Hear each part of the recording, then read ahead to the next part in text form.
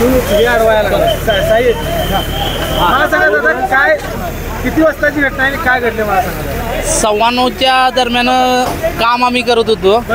ते अचानक 2 पोते कॉन्क्रीट राहिलेलं काम चपायला.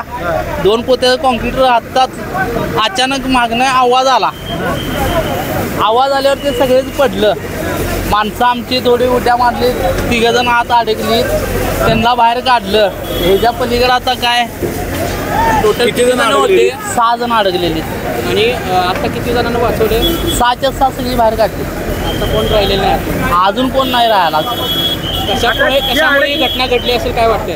काही कल्पना नाही. जी अडकली होती त्यांची काय प्रकृती कशी आहे काय सांगा. दवाखान्यात जाऊन बघायला पाहिजे. इथून तर एकाच्या पायाला लागले, त्यालाच कमरेला पण मार बसला. एकाच्या हाताला लागले.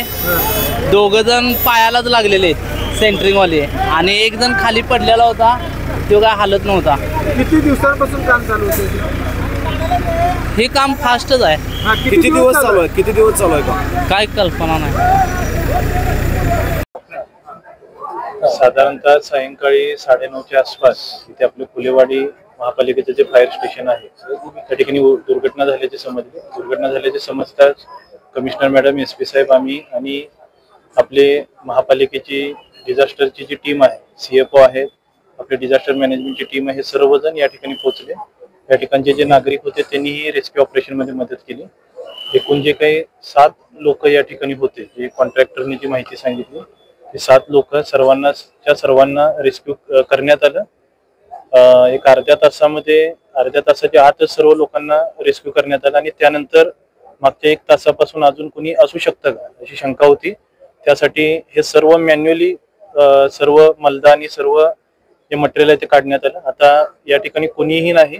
जेवढे होते ते सर्वजण रेस्क्यू झालेले आहेत. आणि जे 7 लोक जे होते त्यामधील 3 लोक बाहेरच होते.